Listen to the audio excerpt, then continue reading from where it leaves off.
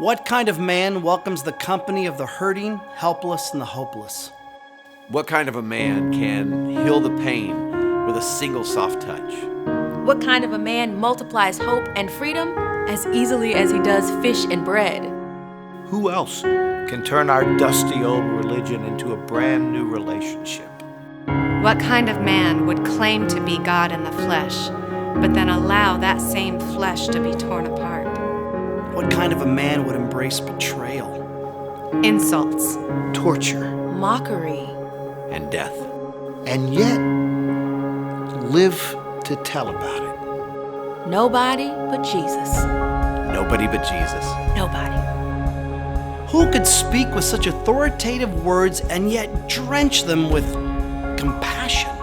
Who could be strong enough to still the storms, yet be so meek and humble? Who could allow the hands that created the universe to also be nailed into a wooden cross? Who could choose patience despite deserving immediate and complete obedience? Who could be blameless and without fault, but still endure the judgment others deserve? Nobody but Jesus. Nobody but Jesus. nobody. Who will love us like him? Who will be with us when all others have left? Who comforts us in suffering? Who is our peace in the midst of anxiety? Who reassures me when my mind is drowning in doubt? Who accepts me as I am, with no strings attached? Who else would die for me while I was sinking in sin? Who else can turn the grave into Easter morning? Nobody. Nobody. Nobody. Nobody. Nobody but Jesus.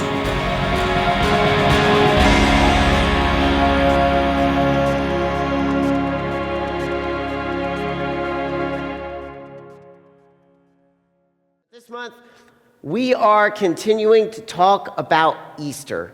And the purpose of this month is to simply take a walk through this incredible story that we call Easter and look at these moments that make up this story and simply ask the question, what does that say for us personally right now, today? And so last week we talked about this idea that Jesus prepared for the Easter story. And we talked about the preparation that he made. And if you'd like to hear more about that, check out the video on Facebook or YouTube to hear more about that. But after Jesus made this preparation for what would become Easter, after he had that Last Supper, after he washed his disciples' feet, after he taught about how love is the thing that's going to go and change the world and show them that you are followers of Jesus, he and his disciples went out to this garden called Gethsemane, and the night took a turn.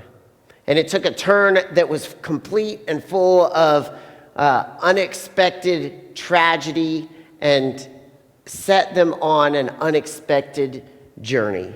It was a life-defining moment for Jesus and for his disciples. Have you ever experienced one of those moments where you have a life-defining moment and it kind of sets you on this journey that you never necessarily intended to walk, but now you're kind of just on the journey and you're walking it because life just kind of took you that direction? About a year and a half ago, Kirsten started having, first of all, she got exhausted, just tired, like tired. And she was going in for surgery to get her appendix removed. Not a big deal, not a big surgery. And so they ran a few tests before the surgery, and some tests on her heart came back abnormal. They said, not a big deal, we'll just check you in 3 months. Well, 3 months later, the heart tests were worse, and so this doctor told her that she had to rest for 6 months. A life-defining moment for our family. Because what that meant, the way it was explained to us at the time, was this: if you can avoid doing it, Kirsten, don't do it. The doctor was adamant that if your heart rate gets too high, it may not come back down, and then you could go into heart failure. Holy cow. All right, so our family made a big adjustment. Kirsten had to stop coaching our kids in soccer. Kirsten had to stop going outside and working with the chickens. Kirsten had to stop gardening.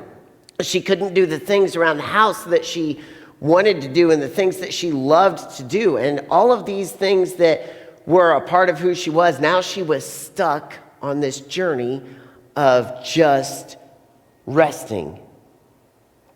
And the rest of our family also went on this journey, and our kids started doing more chores every single day of the week to help out around the house.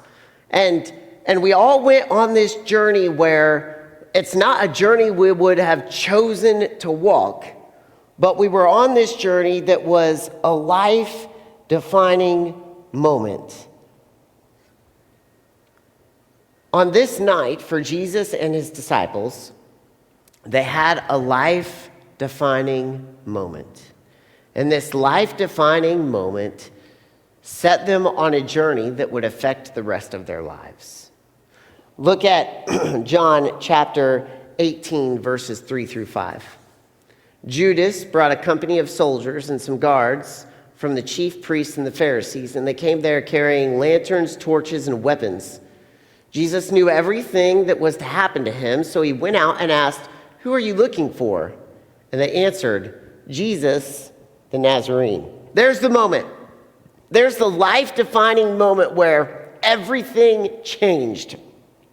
Judas betrays Jesus. He brings a mob of people to come and arrest him with torches and weapons, and the night becomes just an absolute whirlwind. Judas kisses Jesus. Peter freaks out and takes a sword and just swings wildly, cuts off a guy's ear. Jesus picks up the ear and heals the guy. The disciples turn and flee for their lives, scared that they're going to be arrested as well. And the mob arrests Jesus. It was a life-defining moment. For the disciples, it would set them on this journey of, for the next few days, uneasiness, fear. Their world got flipped upside down. Jesus was supposed to be this earthly king, and now he's been arrested and he's taken to a cross. But it would also set them on this journey that, what we'll talk about next week, would impact the way that they lived the rest of their lives after Jesus' resurrection. And for Jesus, it set him on the journey to the cross. If we're honest, the journeys that we face when we face these life-defining moments are typically not journeys we would choose to walk. We are thrust into journeys because we don't necessarily have control of our circumstances, but we wouldn't choose to walk necessarily those journeys after the life-defining moments. Kirsten would tell you that she would not choose to walk the journey where she couldn't garden, where she couldn't coach soccer, where she couldn't be out with the chickens. Our kids would not choose the journey where now they're picking up extra chores every single day of the week. But it's a journey that, because of the circumstances, we are thrust upon, and we started walking this journey.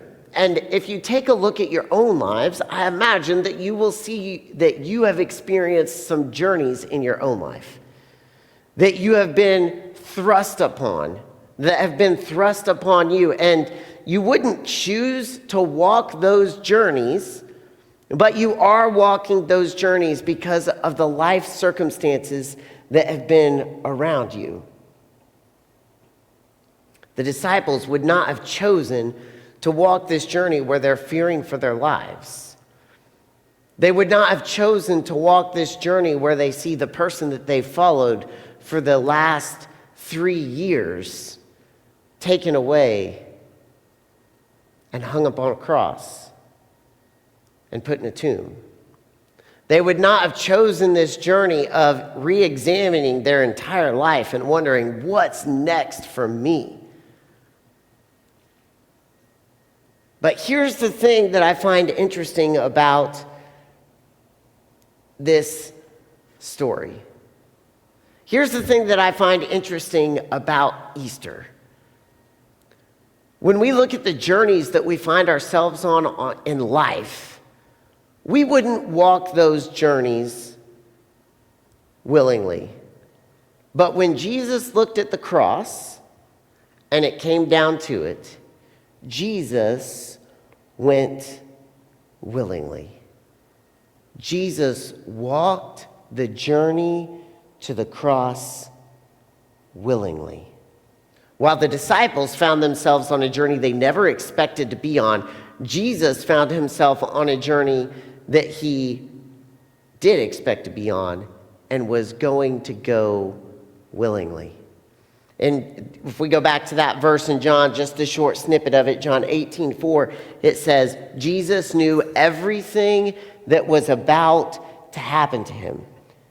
Jesus knew that over the course of the night, he was going to be arrested and he was going to be kept awake all night long. He was going to go from one courthouse to another ruler, back to the second ruler. All these trials were going to happen. Along the way, he was going to be beaten and he was going to be mocked and he was going to be spit upon. He was going to be hit with fists and clubs. He was going to have a crown of thorns shoved up on his head.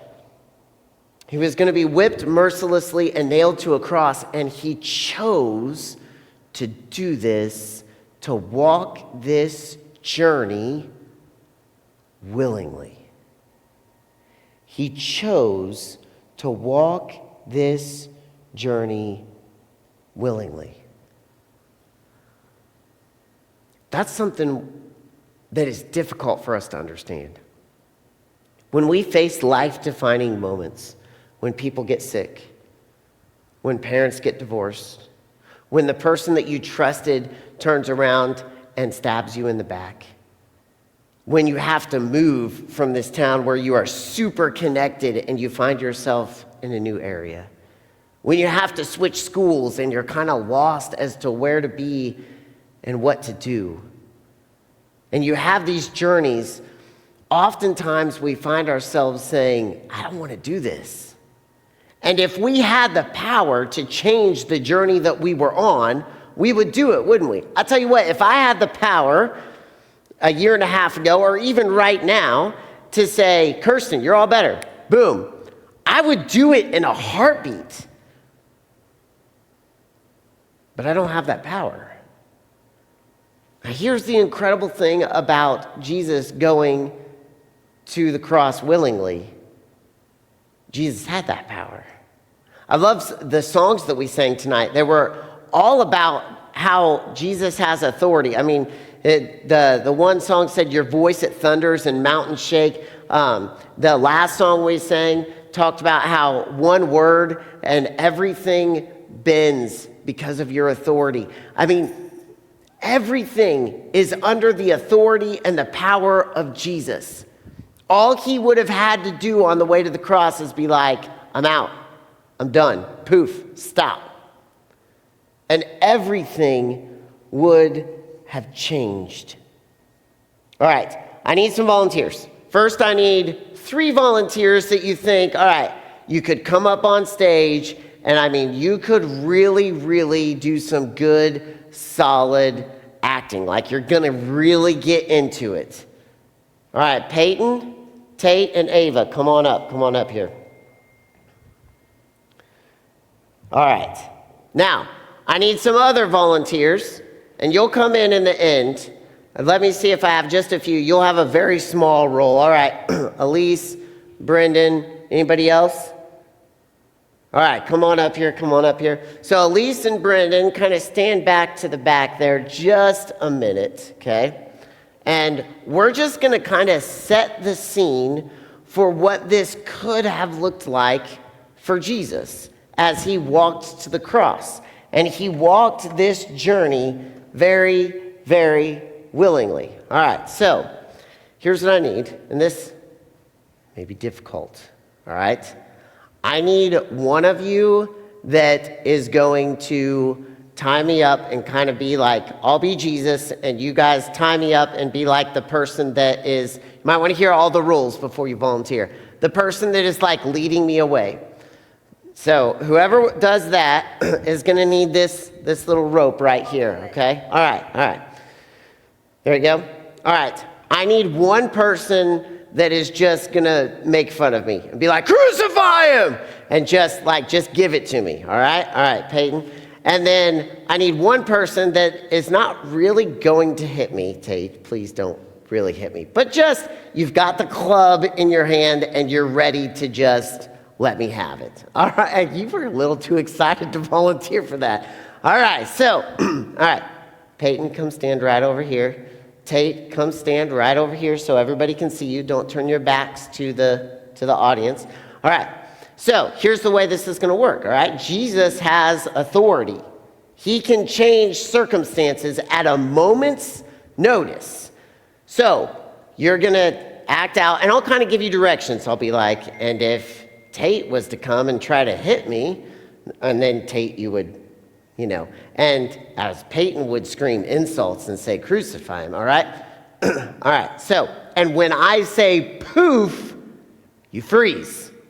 Wherever you're at, whatever action you're in, you just are frozen, all right? So this is what it could have looked like for Jesus walking to the cross. When we find ourselves on journeys and we just desperately want out of those journeys, if we had the power of Jesus, this is what could have happened. Tate, step right back here so you got a little bit more space. All right, so Ava, tie me up. All right, she's tying my hands up. There we go. All right, so Jesus was arrested. That's okay. You can just kind of hold it. You don't have to actually. Okay, yeah, there you go. Yep, all right. All right, so Jesus was arrested and Jesus was led away, right? And as he went, people were hurling insults and saying, crucify him. Crucify him. Oh, come on, you got to get more into it than that, right? Do it, dude. Come on. Really let me have it. Yeah. Act like this is your worst enemy ever. There you go. There you go. Get out. All right. Keep going. Keep screaming. I don't even know what to say. All right. Poof. All right. Be silent. Freeze. Don't move a muscle. All right. So Jesus could have, as all the insults came in, Jesus could have said, poof, you're done. No more crucify him, no more mocking him, no more saying, you can save yourself, you can save others, why can't you save yourselves? No more, no more calling him whatever names they called him. It was all silent. If he had the power to calm the waves of the sea and the storms, he had the power to silence the people that were mocking him.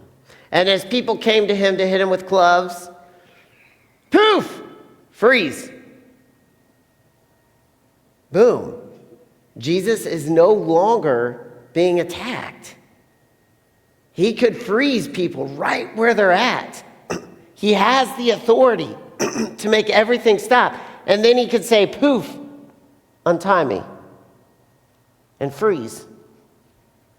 And Jesus could step out and he could look and he could say, here is everyone that is going to lead me to this incredibly painful, awful moment. And I don't need to experience that. I could set myself on a different journey. And then Jesus could say this. He's in control of armies of angels, right? So we've got a couple armies of angels. I need you guys to kind of come and just, not roughly, but just kind of take these guys and take them away. Lead them off stage. Get them out of the way of Jesus. They don't need to be in around here. Very good. Very good. And lead them out. Lead them out. Go, go, go, go, go. She tied her up.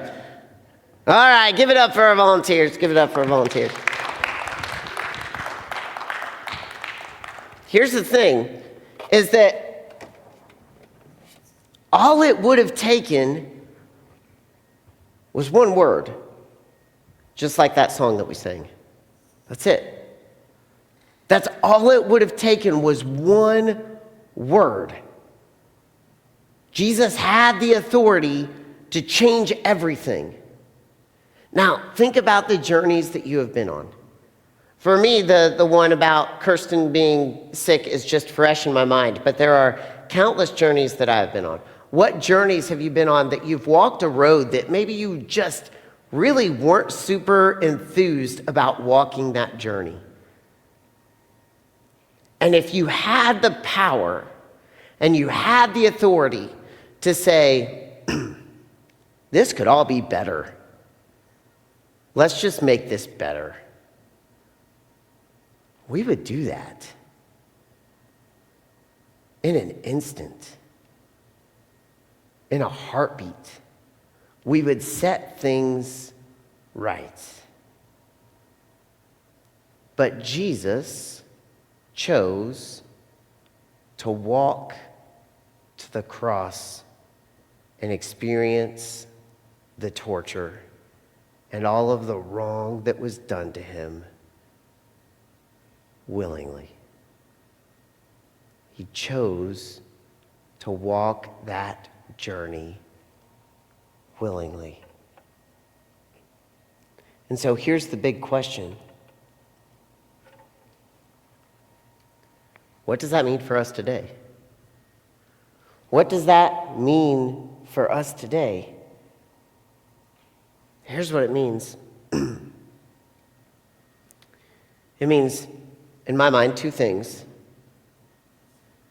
You see, Jesus walked this journey willingly because he knew that at the end of this journey, he was going to pay the price for our sins and the things where we just miss the mark.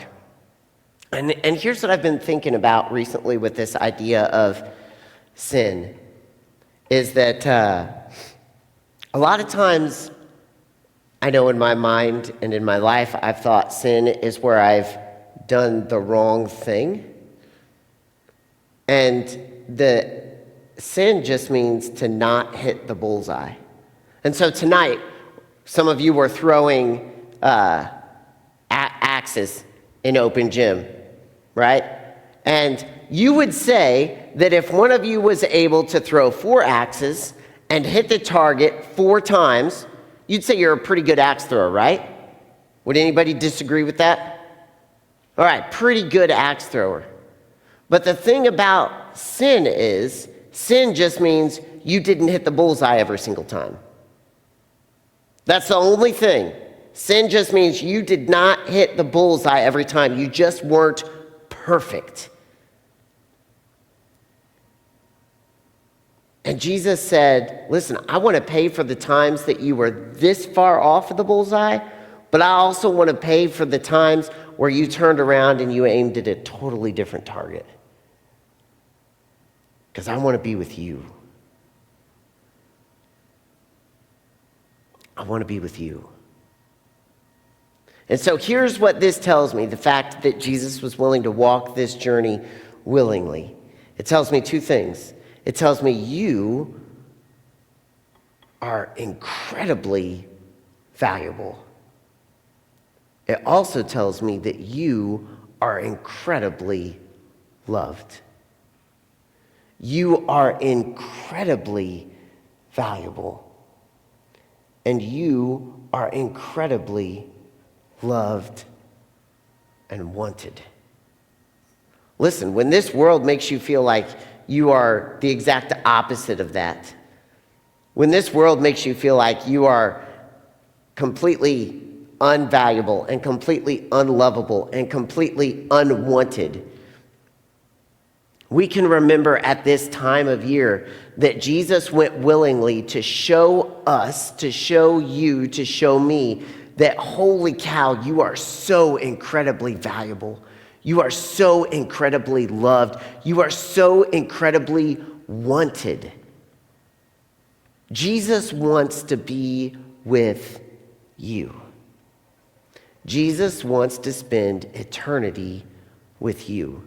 And he knew that the only way that he was ever going to get to be in a relationship with you was if he went to the cross, if he walked that journey willingly.